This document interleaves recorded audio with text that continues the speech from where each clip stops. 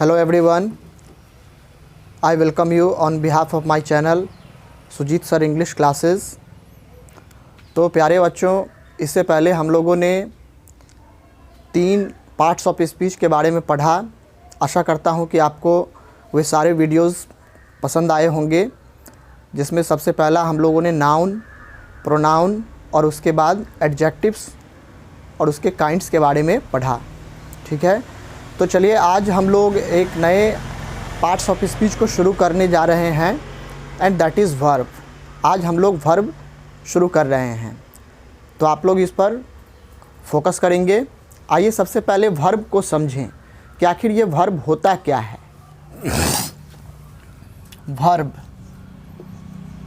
Verb means होता है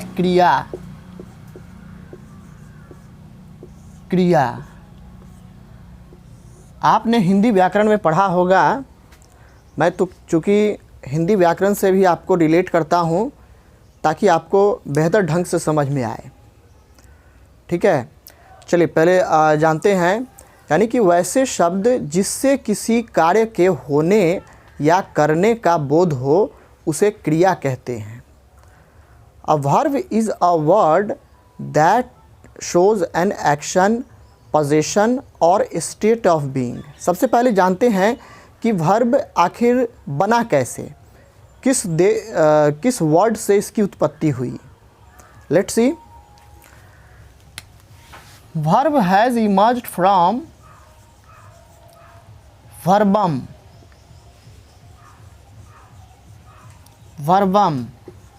which is a Latin word. It is a Latin word. Latin इसका meaning होता है अ वर्ड। ठीक है, वर्ब जो है वर्बम शब्द से बना है, जो कि एक लैटिन वर्ड होता है। ठीक है, और वर्ब का मतलब होता है वर्ड। इसको वर्ड इसलिए कहा जाता है because it functions as one of the most important part in the sentence. किसी भी सेंटेंस में सबसे इम्पॉर्टेंट पार्ट होता है, इसीलिए इसका मीनिंग जो होता है वो वर्ड होता है। चलिए, अब ये हो गया आपको वर्ब की उत्पत्ति कहाँ से हुई, ये आपने देखा। ये वर्बम से हुई है, लैटिन, जो कि एक लैटिन वर्ड है, means word. It is called सो। अब आइए वर्ब का डिफिनीशन देखें। A verb is a word. A verb is a word. Is a word that shows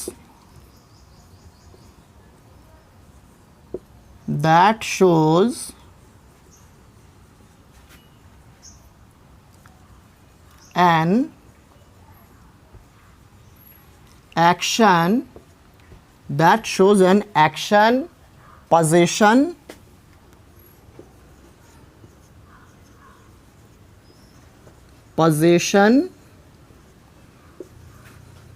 or state of being।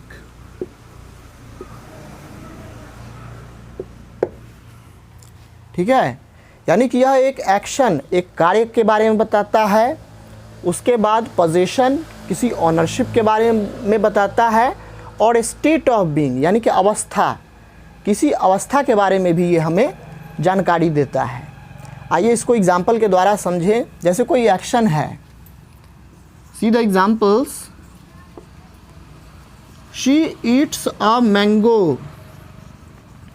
She eats a mango.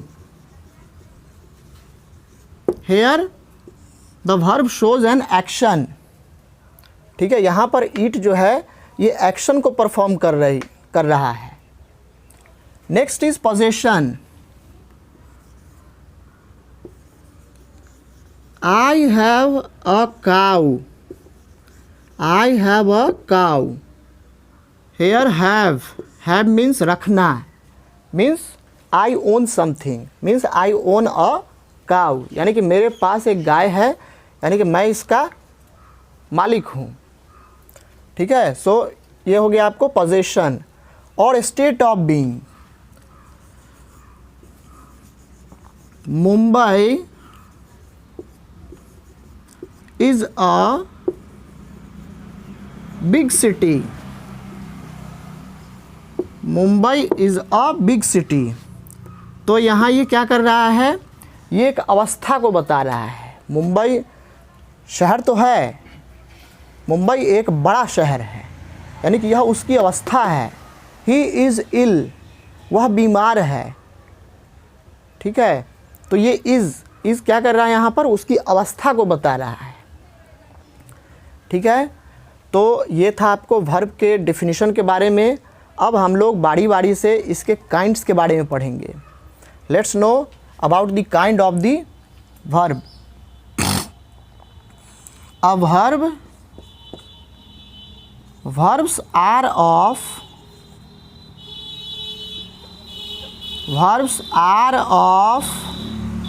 three kinds। verbs 3 प्रकार के होते हैं, इसके 3 प्रकार होते हैं। पहला हो गया मेन और प्रिंसिपल वर्ब। मेन और प्रिंसिपल वर्ब, मेन और प्रिंसिपल वर्ब। दूसरा हो गया helping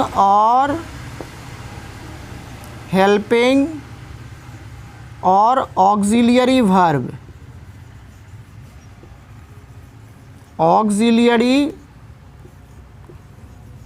verb. And the third one is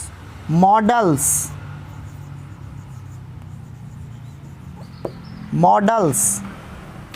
ठीक है, ये आपको हो गया। There are 3 kinds of verbs like main और प्रिंसिपल वर्ब, हेल्पिंग और auxiliary verb, and the third one is models.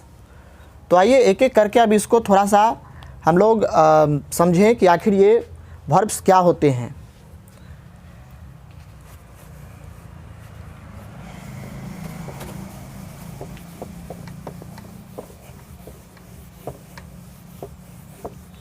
सबसे पहला काइंड है main verb.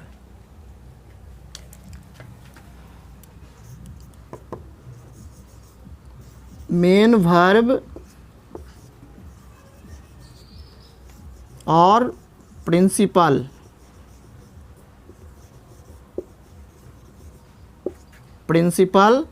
Verb.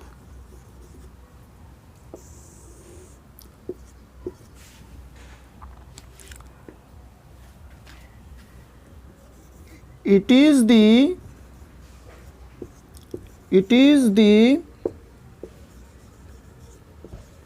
most important part. It is the most important part in a sentence.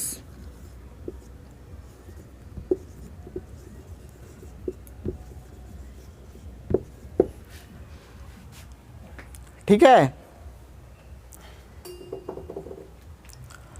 इसमें आप एक line और add कर सकते हैं।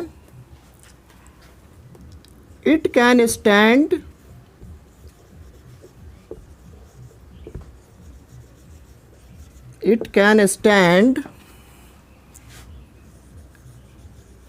alone or can be used with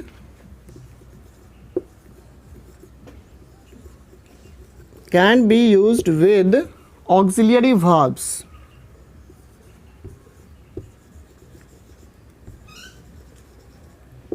Auxiliary verbs और helping verbs। अब इसको समझिए। It is the most important part in a sentence. अगर सेंटेंस में कोई वर्ब नहीं होगा तो क्या वो सेंटेंस बन सकता है? No, never. It can stand alone और can be used with auxiliary verbs. ये सिंपली अगर देखा जाए तो खुद अकेले जो है ये सेंटेंस को कंप्लीट कर सकता है, या इसका यूज़ हम ऑक्सिलियरी वर्ब के साथ भी कर सकते हैं। ठीक है, आइए देखें कैसे। जैसे पहला सिनेरियो लेते हैं, it can stand alone. She reads a book, she reads a book.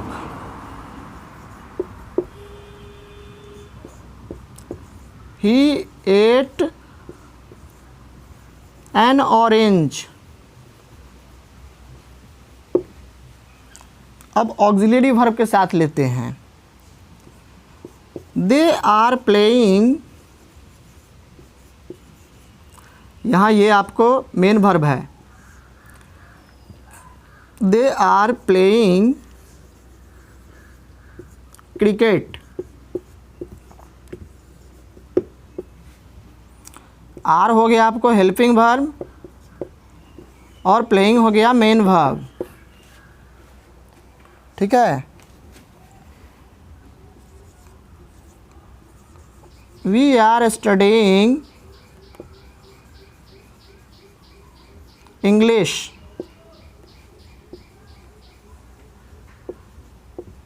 We are studying English. Are हो गया यहाँ helping verb and this is studying is main verb, ठीक है। ये हो गया आपको मेन वर्ब और प्रिंसिपल वर्ब। अब दूसरा काइंड जानते हैं,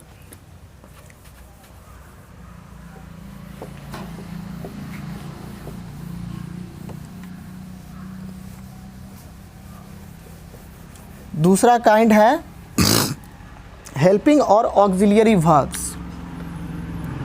second one is helping, helping और ऑक्सिलियरी वर्ब, ऑक्सिलियरी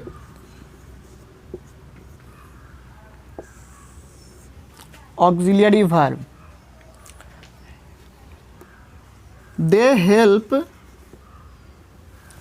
या इसको इस तरह से लिखिए, the verbs, the verbs that help, that help, the verbs that help, main verbs, main verbs to, the verbs that help main verbs to complete, to complete their meanings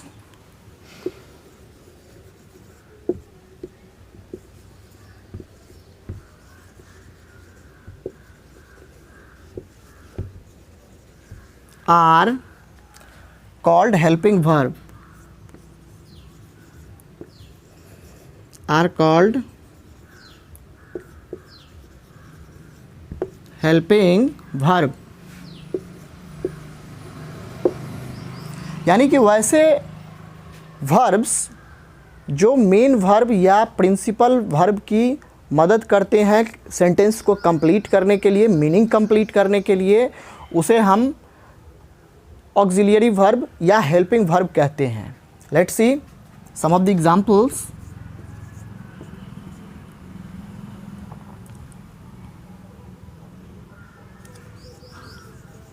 they are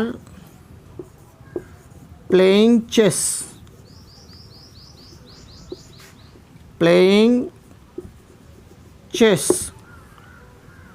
यहाँ are helping verb है और ये main verb है। This actually helps the main verb to complete its meaning.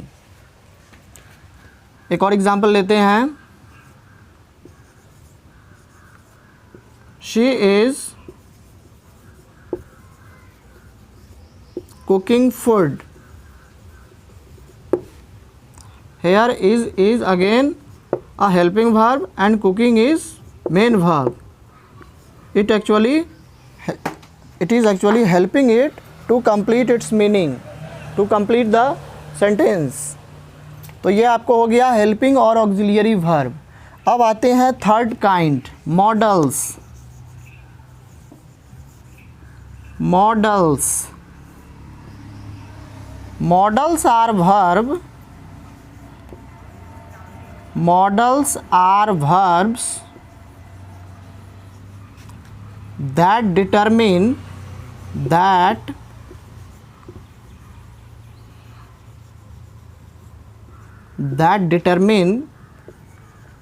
the mood of the speaker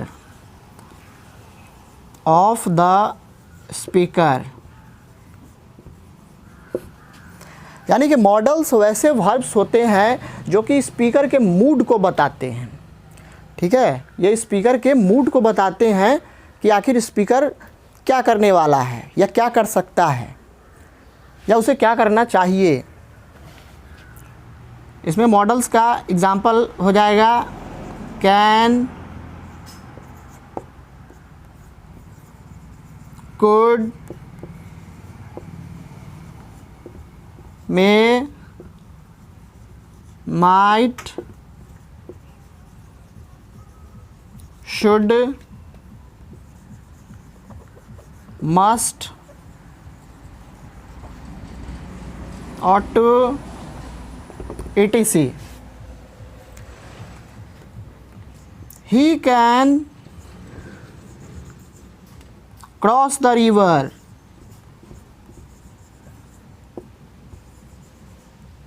He can swim across the river. This would be appropriate. He can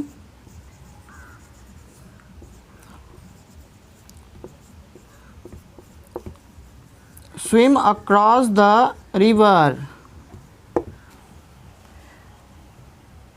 We should help the poor.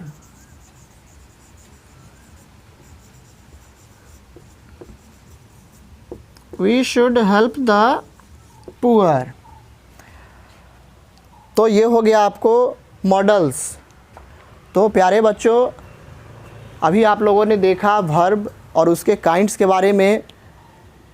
ठीक है, जैसे पहला था verb. Verb a verb is a word that shows an action, position और state of being. आपने कई grammars में अलग अलग ढंग से भी पढ़ा होगा। ठीक है, ओल्ड ग्रामर में जो है आपको अलग तरीके से दिया गया है और कुछ जो मॉडर्न ग्रामर है उसमें भी आपको डिफरेंट वेज़ में इस वर्ब के बारे में दिया गया है। कल हम लोग इसी का पार्ट 2 जो है लेकर के आएंगे। तब तक के लिए thank you, God bless you and have a good day.